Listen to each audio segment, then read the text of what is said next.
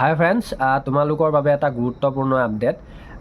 SSC GDৰ যিসকল কেণ্ডিডেটে SSC GD 2025ত চাকৰি লাভ কৰিছে, মই সকলোৰে কথা নকওঁ, কিন্তু যিসকল কেণ্ডিডেটে CRPFত চাকৰি পাইছে, মানে এপইণ্টমেণ্ট পাইছে, আৰু CRPFৰো সকলোৰে বাবে নহয়, যিসকল কেণ্ডিডেটে CRPFৰ থ্ৰুৱেদি এপইণ্টমেণ্ট পাইছে SSC GD 2025ত, আৰু সেইসকল কেণ্ডিডেট যিসকলৰ CRPF 9 মাইল গুৱাহাটী চেণ্টাৰত জইনিং আছে, তেওঁলোকৰ বাবে এটা গুৰুত্বপূৰ্ণ আপডেট যে যিসকল কেণ্ডিডেটৰ CRPF 9 মাইলত 23 ফেব্ৰুৱাৰীত জইনিং ডেট আছিল, তেওঁলোকৰ ডেটটো বেক কৰি পেলাই 27-28 তাৰিখে দিছে।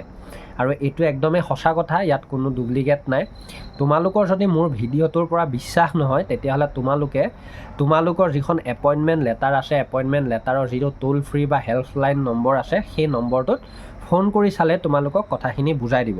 আৰু তেওঁলোকে এইটোও কৈছে যে 23 তাৰিখে জইনিংটো কেঞ্চেল কৰিছে, কিন্তু কথাটো হ'ল কি যে এইটো ইমেইলত আপডেট কৰি দিয়া হ'ব, যে তোমালোকে যিটো ইমেইল ID দি ৰাখিছা সেই ইমেইলটোত আপডেট কৰি দিয়া হ'ব। কিন্তু ইয়াত এটাই কথা কওঁ, সকলোৰ কাৰণে নহয়, এইটো যিসকলৰ অনলি 9 মাইল CRPF 9 মাইল কেম্পত জইনিং আছিলে তেওঁলোকৰ বাবেহে।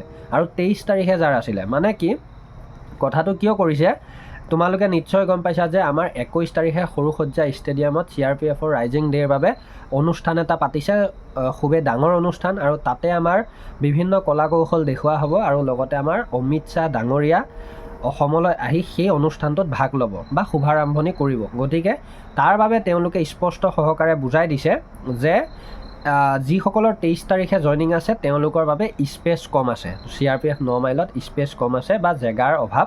চ' সেইকাৰণে, আৰু এই কথাটো কিয় মই সঁচা বুলি কৈছোঁ শুনা, 110% সঁচা। মোৰ কথা বিশ্বাস নকৰিলে ফোন কৰি চাব পাৰা।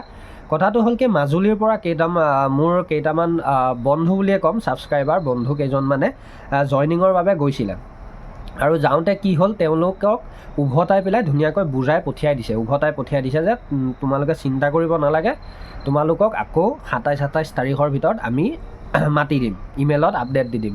চ' এইটো এটা ইম্পৰ্টেণ্ট আপডেট, যিমান পাৰা তোমালোকৰ লগ বন্ধুখিনিলৈ শ্বেয়াৰ কৰি দিবা। ধন্যবাদ। জয় আই অসম, জব এণ্ড ডিফেন্সৰ ভিডিঅ'বিলাক চাই থাকিবা। ধন্যবাদ।